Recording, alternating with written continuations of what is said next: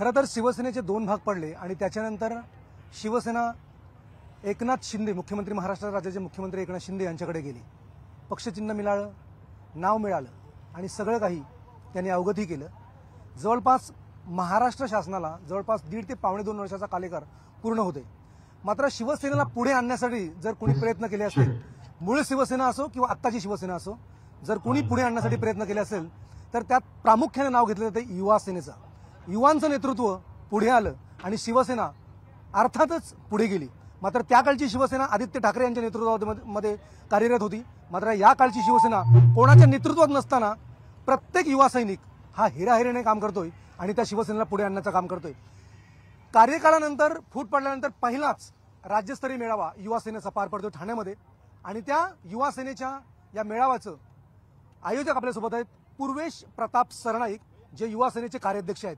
खरं तर प्रवेशद्वारावर प्रवेश केल्यावरच समाधान वाटतंय की युवा सेना काय असतं, नक्की हे नियोजन कसं आहे आणि काय यातून साधण्याचा प्रयत्न आहे। राज्याचे लोकप्रिय मुख्यमंत्री सन्माननीय एकनाथ शिंदे साहेब तसेच आमचे नेते डॉक्टर श्रीकांत शिंदे साहेब यांनी ज्यावेळेस माझ्यावर युवा सेनेचं कार्याध्यक्षपदी जी जबाबदारी दिली त्यावेळेस मी त्यांना सांगितलं होतं, साहेब मला फक्त 2 महिन्याचा तुम्ही काळ द्या आणि या 2 महिन्याच्या वेळेमध्ये संपूर्ण महाराष्ट्राच्या प्रत्येक जिल्ह्यामध्ये युवा सेना अधिक मजबूत करण्याचं मी काम करेन।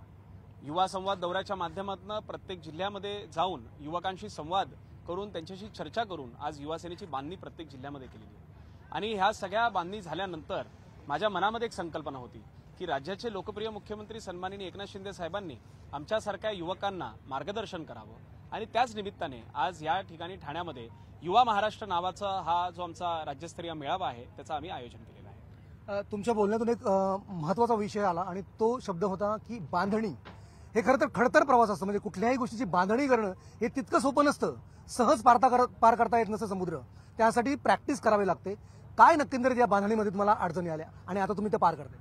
खरं तर माझ्यासाठी हे कठीण काळ नव्हता। ह्याचं कारण असं होतं की पूर्वीच्या वेळेस सुद्धा युवा सेना जेव्हा युवा सेनेमध्ये सचिव म्हणून काम करत होतो त्यावेळेसही संपूर्ण महाराष्ट्र फिरण्याचा मला अनुभव होता आणि त्यावेळेस नेमकं काही आपण चांगलं करत होतो आणि त्यावेळेस काही ना काही पद्धतीनं त्या ठिकाणी बांधिलकी सुद्धा यायची।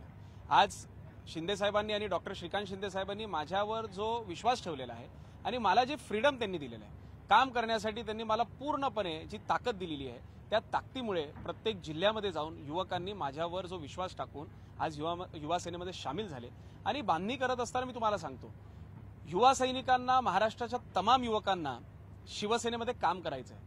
पूर्वी त्यांना ती संधी मिळत नव्हती आणि आज शिंदे साहेबांच्या नेतृत्वावर विश्वास ठेवून आज ते पूर्णपणे या ठिकाणी काम करण्यासाठी सज्ज झालेले आहेत। का मिळत नव्हती? तुम्ही ज्या पद्धतीने बोलताय, पूर्वीचा काळ आणि आत्ताच्या काळामध्ये फरक आहे, का मिळत नव्हती संधी? तुम्ही या ठिकाणी पाहिलं असेल, या ठिकाणी कुठल्या एका नेत्याचं या ठिकाणी फक्त फोटो किंवा नाव करण्यात आलेलं नाहीये। आय मी मायसेल्फचा प्रकार या ठिकाणी आपल्याला दिसणार नाही। आपण या ठिकाणी जर फोटो पाहिलेत तर प्रत्येक महाराष्ट्राच्या प्रत्येक विभागातल्या सचिवांना सुद्धा या ठिकाणी प्राधान्य देण्यात आलेलं आहे।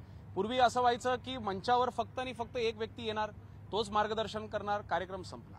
आता परिस्थिती ती नाही। आजच्या या ठिकाणी कार्यक्रमामध्ये जर आपण बघाल तर आमचा युवा सेनेचा प्रत्येक कार्यकर्त्याला या ठिकाणी मंचावर बोलण्याची मी संधी देतोय आणि कार्यक्रम खऱ्या अर्थानं यशस्वी तेव्हा होतो जेव्हा प्रत्येक कार्यकर्त्याला तुम्ही एकत्रितपणे काम करण्याची संधी देत असता। आज या ठिकाणी आपण पाहत असाल ठाण्यामध्ये जरी हा कार्यक्रम असला, माझा विश्वास आहे ठाणे आणि मुंबईपेक्षा जास्त लोक ही ग्रामीण महाराष्ट्रामध्ये या ठिकाणी तुम्हाला पाहायला मिळते। त्या पद्धतीने तुम्ही युथ आदित्य ठाकरे यांच्या नेतृत्वामध्ये काम केलंय।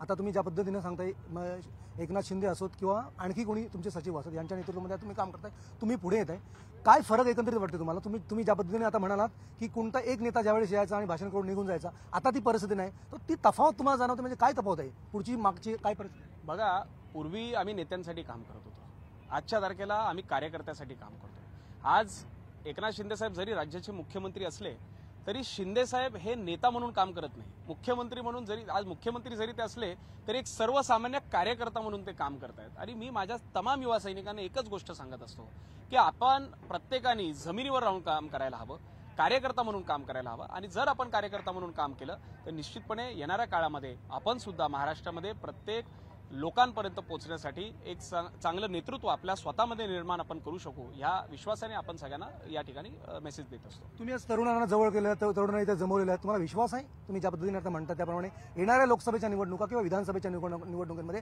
अशा प्रकारचे तरुण ज्या ठिकाणी आता या ठिकाणी जमलेले आहेत तशाच प्रमाणे निवडणुकीच्या काळामध्ये जमतील?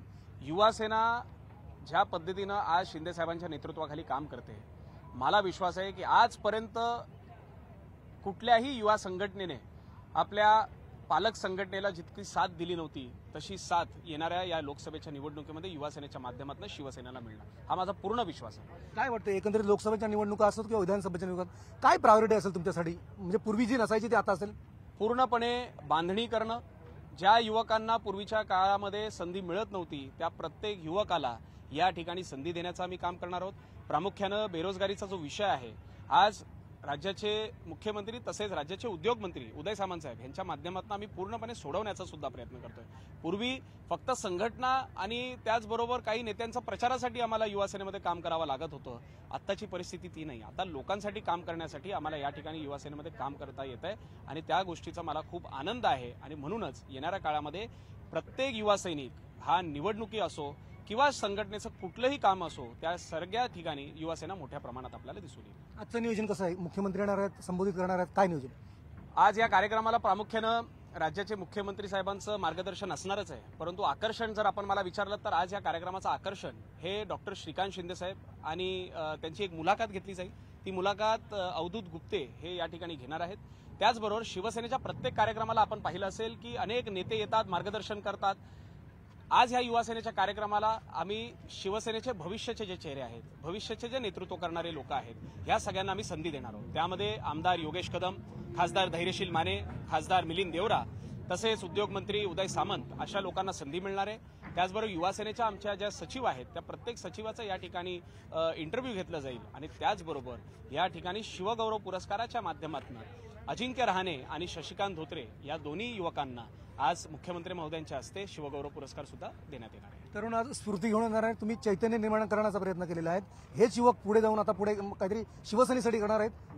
मी तुम्हाला विश्वासाने सांगू शकतो की आज 10 वाजल्यानंतर या ठिकाणी उपस्थित असलेला प्रत्येक युवक ज्याच्यामध्ये एक काम करण्याची जिद्द आहे, तो प्रत्येक युवा आज या ठिकाणी 10 नंतर कार्यकर्ता म्हणून यापुढे काम करेल असा संदेश मुख्यमंत्र्यांच्या आणि आमच्या सगळ्यांच्या वतीनं आज त्यांना आम्ही देणार आहोत.